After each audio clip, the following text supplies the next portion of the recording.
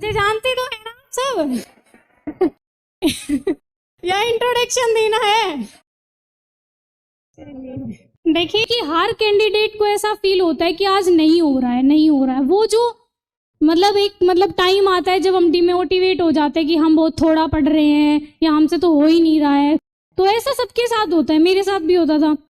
आप कुछ ऐसा पॉइंट ढूंढिए कि आपको लगे कि उससे आप मोटिवेट होते हैं। तो बीच बीच में ऐसा भी नहीं है ना रोबोट बन के पढ़ना है। मुझे लगता है 8 आवर्स मोर देन इनफ है। 8 आवर्स मोर देन इनफ है अगर आप अच्छे से पढ़ रहे हैं। ऐसा नहीं कि बस बुक खोल के 8 घंटे कंप्लीट हो रहे हैं, ऐसे नहीं। 8 घंटे आपको अच्छे से पढ़ना है, मन लगा के कि आप उस टाइम सिर्फ पढ़ाई ही कर रहे हैं। मैं जब डिमोटिवेट हो जाती थी कि नहीं हो रहा है, नहीं, मैं बुक्स बंद करती थी, मैं अपनी मम्मी से बतियाती थी 1 घंटे आराम से। ये पढ़ाई की बातें नहीं, मैं और बातें इधर उधर की जो भी होती हैं वो आराम से। फिर मुझे लगता था हाँ खूब टाइम खराब कर लिया है अब मैंने।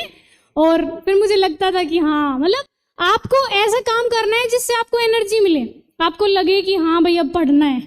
तो ऐसे घबराना बिल्कुल नहीं है कि हमसे नहीं हो रहा है, या बीच बीच में ऐसे स्टेजेस आ रहे हैं कि हमें थोड़ा सा डिप्रेशन फील हो रहा है या डिमोटिवेट फील हो रहा है, उससे बिल्कुल भी नहीं घबराना है। पहली बार में ही कर लेंगे, है ना।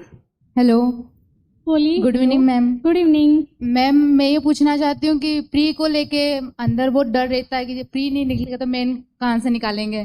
तो नहीं, तो मैम प्री के लिए उस डर को खत्म करने के लिए क्या करें, और उस जो पेपर होता है उसमें कि कौन कौन से ऐसे पोर्शन होते हैं जो हमको अटेंड करने चाहिए।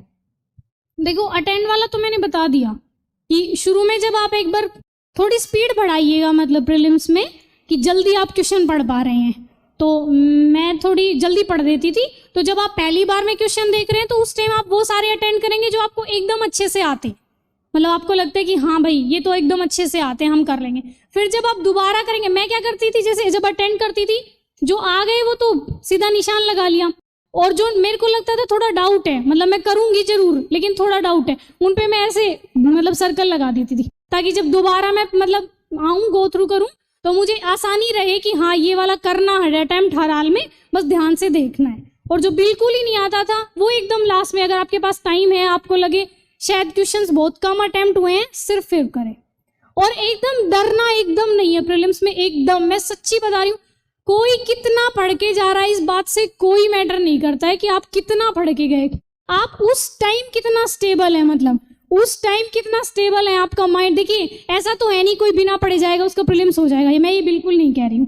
पढ़ना है, लेकिन पढ़ाई सब करते हैं, ऐसा कोई बच्चा नहीं है जो यूपीएससी करने आया और वो पढ़ता नहीं होगा, लेकिन हमें उस टाइम स्टेबल रहना है।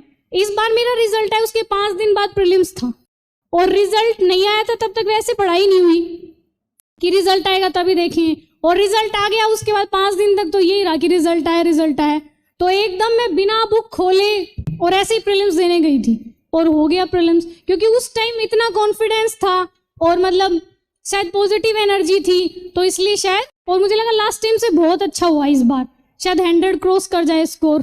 तो इसलिए आप उस टाइम कितने मेंटली एक्टिव हैं और स्टेबल हैं ये बहुत डिपेंड करता है। तो उस टाइम एकदम घबराना नहीं है प्रीलिम्स के टाइम, ऐसे सोचना है कि हो जाएगा, बस मुझे अच्छे से कंप्लीट करना है, घबराना नहीं है। और पढ़ के तो आप जाएंगे ही, मेहनत तो आप करेंगे ही, तो ऐसा तो है नहीं कि ऐसे ही चले जाएंगे। और आपने पहले क्या पूछा था? मैम मैंने यही पूछा था कि बहुत डर लगता है। हाँ तो मैंने क्लियर नहीं होगा तो मैं कहाँ से क्लियर? नहीं ऐसा नहीं है, हो जाएगा।